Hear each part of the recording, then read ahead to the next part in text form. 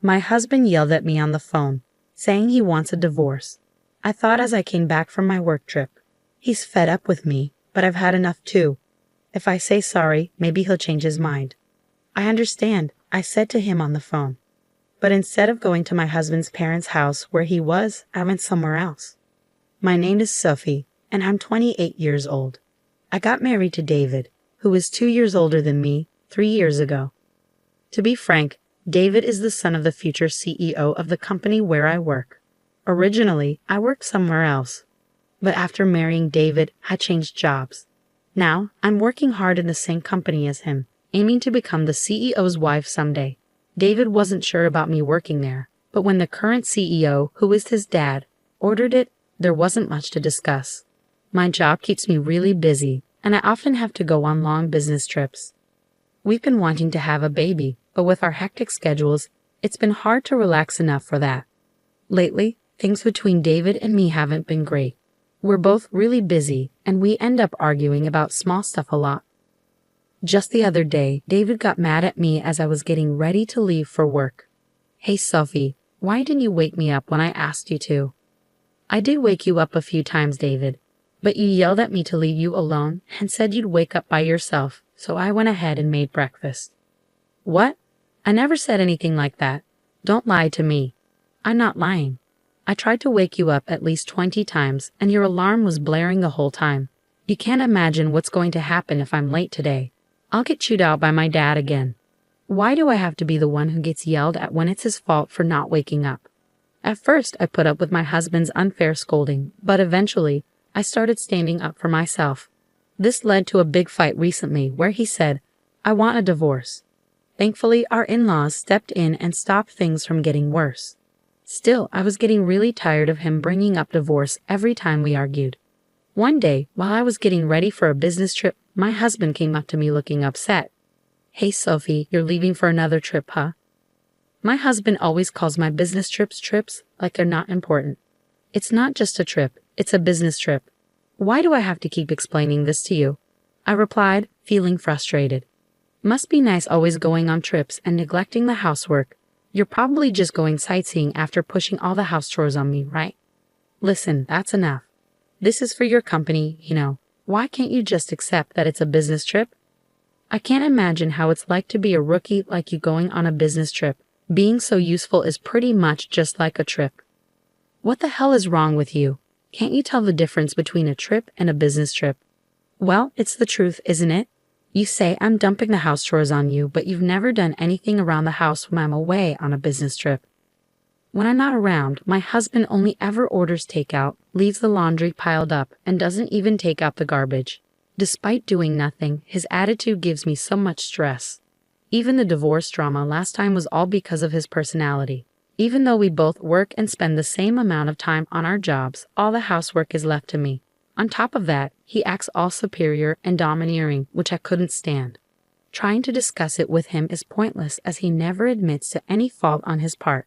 Instead, he always turns it around and blames me. As I continued getting ready for my business trip in silence, my husband started yelling at me again. For goodness sake, the wife of the future CEO shouldn't be taking business trips so lightly. If you're not assertive like me, the other employees will walk all over you. That's exactly why I'm working hard. I need to learn the job and meet with different clients. And yes, being the CEO's son helps. But we also have to acknowledge the efforts of all the employees who work hard to keep the company running smoothly. What are you talking about? The company's success is because of the hard work of all the employees, not just because you're the CEO's son. You should work as hard as everyone else. At those words, my husband got really angry and shouted, "What do you mean, work harder?" The other day, I overheard some employees talking. They said you always pass off overtime and difficult tasks to others and complain a lot. What? Who said that? I'll fire them immediately. That's not the point. Can't you see that you're the one in the wrong here? Can't you see that you're just riding on your father's reputation? My husband's eyes widened with anger, and he grabbed my bangs roughly. Don't get too ahead of yourself. Who do you think got you this job in the first place? Ouch, let go. You're only able to work at this prestigious company because you're married to me, got it? Refuse the business trip. I won't allow you to neglect our home for some work trip. I've explained it many times. It's for my job. I can't just refuse. Shut up.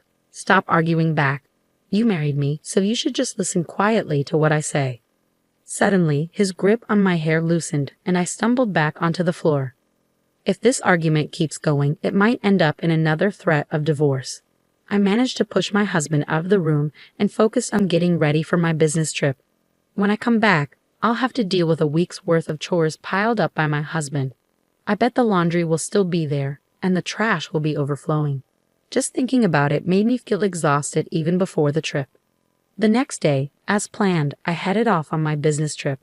I focused on my work and didn't let personal issues get in the way. When I got back home after a week, I couldn't believe what I saw. I'm back. The house was sparkling clean, just like the day I left for my business trip. It was a pleasant surprise. Thank goodness. Maybe David finally understood how I felt. Perhaps he had a change of heart and decided to help with the housework. Just as I started feeling relieved that my husband was being more supportive, I saw divorce papers on the table. What? What's this? There was a note next to them saying, "I'm going back to my parents' place. We're getting a divorce." Panicked, I quickly called my husband, and he picked up right away. Huh? Did you even read the divorce papers? His casual tone angered me, and I snapped back. Wait, are you seriously talking about divorcing me? Of course. You'd be in trouble if I did, wouldn't you? Don't talk about divorce so casually. Then my husband, sounding smug, said, "If you're going to take it that seriously," and started laying out conditions. "If you start taking care of the house and listen to me, I might think about canceling the divorce. But of course, no more trips." What? Like you, it wasn't just a trip. Huh? Are you talking back? If you are, then I'm divorcing you. You're such a nag. A nag? He calls me a nag when he can't even do a single thing around the house himself. If he's up for it, so am I. Fine. If you don't want to get divorced, then come and apologize. Do you understand? Holding back my urge to argue, I replied calmly, "Okay, I understand. You should have listened to me from the beginning. Now come quickly." With that, he hung up. Instead of going to my in-laws' house where he was, I headed to City Hall. I submitted the divorce papers and they were accepted without any trouble. I was officially single again. 3 hours later, while I was packing up at home, my ex-husband came back with his mother, probably fed up with waiting for me. As soon as they saw me, they started hurling insults. "Hey, how long are you going to keep me waiting?" "That's right. You're a failure as a wife, yet you're out having fun. You should be taking care of David." "Taking care of? How old is David?" "He's older than me, isn't he?" I fired back, feeling frustrated. As I retorted, their brows furrowed in anger. "Shut up. Stop being stubborn and apologize quickly. We're really going through with the divorce. If anyone will be in trouble if we get divorced, it's you, Sophie. You could have been the wife of the next company president and you're okay with acting this way. And you. If you divorce me, you won't be able to live in this luxurious lifestyle. Are you okay with that?" "Well, I never thought you were a good match for David in the first place, so I really don't care." At a loss for words, my ex-husband grinned devilishly. "Fine, this is your last chance. If you don't apologize now, we're getting a divorce. I'll even kick you out of the company. Decide quickly." At that moment, anger surged through me like a fireball. I had to make him understand the reality of the situation. "We're already divorced, you know." "What?" "Just as you wished. I've already submitted the divorce papers and they've been accepted, so I'm no longer your wife." "What?" Her ex-husband and mother-in-law stood there in shock. After a moment of silence, he finally spoke up. "What are you talking about? This must be a joke, right? You wouldn't?" "Why would I lie? If you don't believe me, you can check the records yourself." "No way." Suddenly, the mother-in-law, who had been listening, started to shout. "Wait, Sophie, what have you done? You've put divorce on David's record, our future CEO. It was your son who gave me the divorce papers first. All I did was submit them." "Stop making excuses. Cancel the divorce right now. Do you understand? I'm sorry, but once the divorce papers have been accepted, they can't be canceled. And I have no intention of canceling anyway." "What?" The mother-in-law was speechless, and the ex-husband just hung his head in defeat. Ignoring them, I continued, "I'm tired of being ridiculed every time I go on a business trip and having to juggle work and housework every day. As far as I'm concerned, you're nothing but a burden. So Sylvie, calm down. Calm down. I'm perfectly calm. What's the point of being married if it's just a title? All you care about is yourself, isn't it? I didn't mean it like that. Do you realize you're losing your status as the CEO's wife? Are you okay with that? I didn't join your company to become the CEO's wife. I don't know how much you've been spoiled, but I didn't marry you to take care of you. Are you really willing to give up this lifestyle? If you just wait a little longer, you could become the CEO's wife. I absolutely refuse to keep being your caretaker. I'm not your mother. Just go and live your life on your own. With an intensity like never before, my husband was completely teary-eyed. His mother-in-law took her turn, stuttering out her final provocation. What if you divorce David? You'll also lose your job. And what if I do? What? I've already informed your father that I'll be quitting the company. What? The mother-in-law and ex-husband's eyes widened in surprise. To confirm, my ex-husband started calling his father. After a few rings, his father answered, and he put the call on speaker. Dad, listen to this. Sophie decided to divorce me on her own.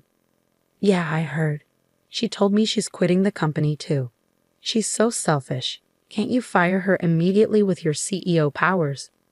Well, I guess I should fire someone ASAP. You. Yeah, that's right. Wait, what? Instead of the stunned ex-husband, his mother-in-law turned to her husband. What do you mean by that? There's nothing to explain. David is a liability who doesn't contribute anything to the company. I'm disappointed in his work ethic. Wait, what? How can you suddenly say that about our son? Stay quiet, the father-in-law firmly told his wife.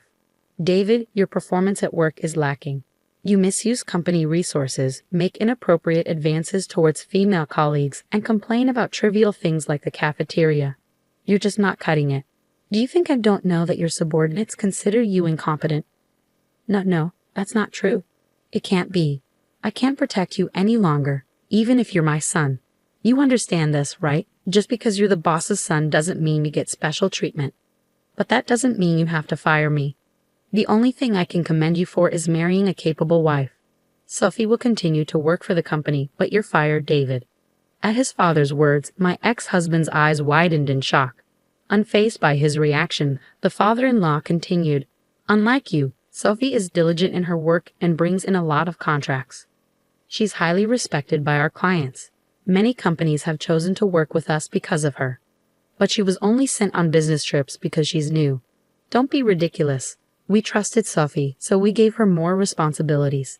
You made fun of her, calling it a vacation or something, didn't you? No, I didn't. Let me make it clear. There's no place for you here until you become independent. Never come back to this house, understood? No way. And so, my ex-husband was disowned by his father-in-law, lost his job, and couldn't even return to his parents' home.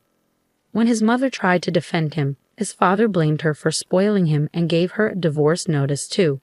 They used up their savings to live in an apartment, but they struggled to find work, and their unemployment continued. I still received messages from my ex-husband. Sophie, I was wrong. I won't make fun of you anymore. I promise to take care of myself, so please come back. I can't take it anymore. Help me. He was so persistent that I finally blocked his number. I shouldn't have to deal with that mama's boy anymore. On the other hand, I'm still working hard under my father-in-law, who is now the CEO. I have my own team, and I'm enjoying fulfilling days. I'm grateful that my father-in-law is a supportive manager. From now on, I want to pursue my goals without being held back by meaningless family